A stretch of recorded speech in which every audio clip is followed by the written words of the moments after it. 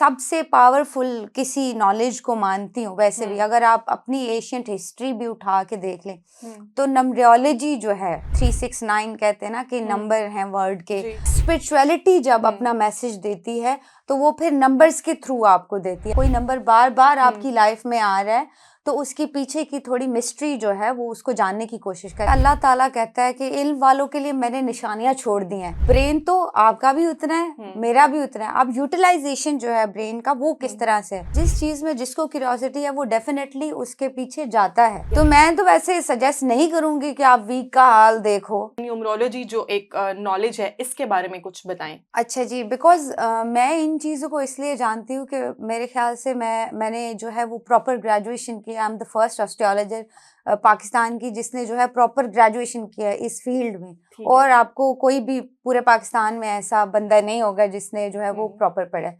तो उसमें यह है कि हमारे डिफरेंट सेमेस्टर्स में डिफरेंट सब्जेक्ट्स होते हैं। ठीक है। तो उनमें जो है वो ड्रीम इंटरप्रिटेशन भी है, उनमें नंबरियोलॉजी भी है, उनमें एस्ट्रोलॉजी भी है, उसमें पामिस्ट्री भी है, उसमें जो है कलर साइकोलॉजी जो है, मैनिफेस्टेशन भी है, इसी में है। तो उसमें होता है कि आपको किस में स्पेशलाइजेशन करना है। बट अगर मैं सबसे पावरफुल किसी नॉलेज को मानती हूँ वैसे भी, अगर आप अपनी एशियंट हिस्ट्री भी उठा के देख लें तो नंबरियोलॉजी जो है, अगर वर्ड जो बेस्ड है वो भी 369 कहते हैं ना कि नंबर हैं वर्ड के, तो वो वर्ड भी जो बेस्ड है वो नंबरियोलॉजी पे है। तो नंबरियोलॉजी जिसे कहते हैं मोस्ट ऑथेंटिक जो है वो नॉलेज है। और 1 से लेके 9 तक फिर एंड हो जाते हैं ना कि 1 to 9 के नंबर्स का जो है 9 एंड ऑफ द नंबर है। इसमें हर नंबर के पीछे जो है वो कोई ना कोई मिस्ट्री है, कुछ ना कुछ पावर है। हर नंबर के कुछ जो है वो पॉजिटिव एलिमेंट्स भी हैं और कुछ नेगेटिव एलिमेंट्स भी हैं। ठीक है। और ये नंबर किस तरह हमारे स्टार्स के ऊपर या फिर हमारी नॉर्मल लाइफ्स के ऊपर या फिर पर्सनल लाइफ और वर्क लाइफ के ऊपर किस तरह असरअंदाज होते हैं? फॉर एग्जांपल अगर मैं नंबर 2 की बात कर रही हूँ तो क्या इसके पीछे की साइकी है? अच्छा जी, अच्छा मैं आपको एक चीज़ बड़ी इंटरेस्टिंग बताऊं कि नंबर्स के पीछे ना मैसेजेस होते हैं, हिडन मैसेजेस, जैसे कहते हैं मिस्ट्री ऑफ द वर्ड जो है वो। कई बड़े साइंटिस्ट हैं, बल्कि क्या कहते हैं ब्लैक होल जो थ्योरी है वो जो उसका स्टार्टिंग था, अगर आप उसको पढ़ोगे तो वो भी नंबर से स्टार्ट हुई थी। तो क्या है कि वो बहुत ही एक लंबा लेंथी प्रोसेस हो जाएगा।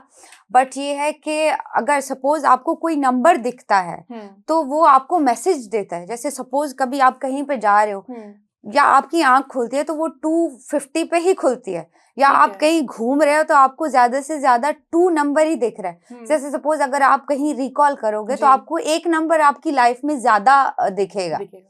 अगर थोड़ा सा आप रिकॉल करोगे तो आपको पता चलेगा कि यार मैं जहां जाती हूँ मुझे 5 नंबर का सामना करना पड़ता है, या मुझे उसमें कुछ ना कुछ आपको वर्ड जो है ना, वर्ड जब मैसेज देता है ना अपना, तो वो या स्पिरिचुअलिटी जब अपना मैसेज देती है तो वो फिर नंबर्स के थ्रू आपको देती है। तो नंबर्स को आपने लाइट नहीं लेना। कोई नंबर बार बार आपकी लाइफ में आ रहा है तो उसके पीछे की थोड़ी मिस्ट्री जो है वो उसको जानने की कोशिश करें। अभी नंबर 2 का आपने जिक्र किया, तो नंबर 2 जिसे मैं कहती हूँ थोड़ा स्लो नंबर भी जिसे कहते हैं वो होता है।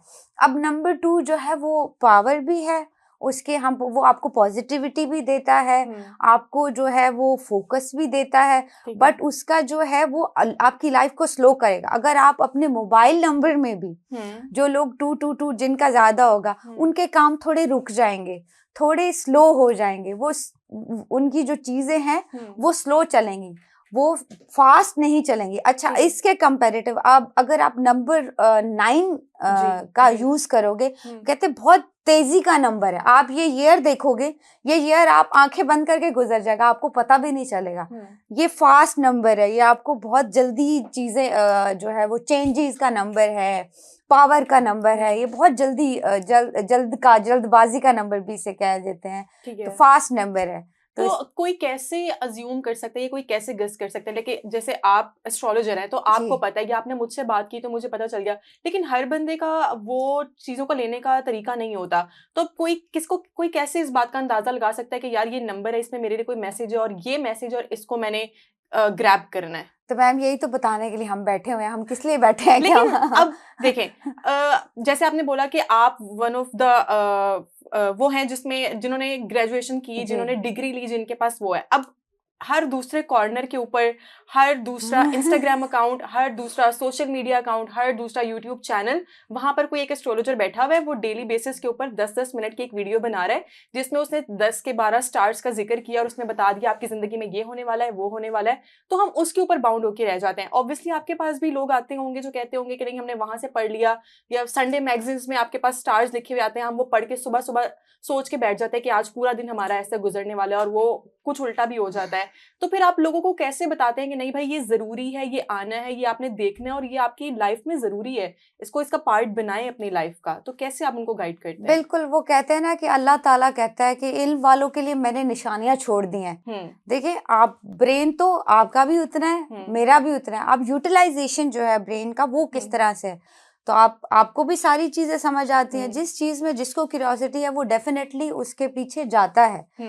तो मैंने पहले भी अभी जिक्र किया, जैसे कि अगर हमारा काम है गाइडलाइन देना, जैसे एक टीचर गाइडलाइन देता है, कोई आपको फ्यूचर बताता है, मेरी वजह से तो कई लोगों के धंधे बंद होने वाले हैं और कारोबार बंद होने वाले हैं।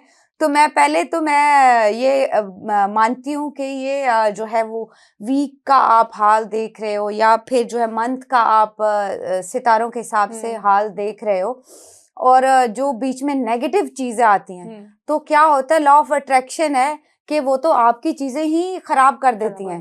तो ये तो बड़ी stupidity. Even I am astrologer, ठीक है, मेरे पास भी लोग ये बात सुन के शायद वो कहेंगे कैसी एस्ट्रोलॉजर है जो इस तरह की बात बोल रही है। तो मैं तो बिल्कुल इस हक में नहीं हूँ कि आप अपने वीक का पूरा हाल देखो।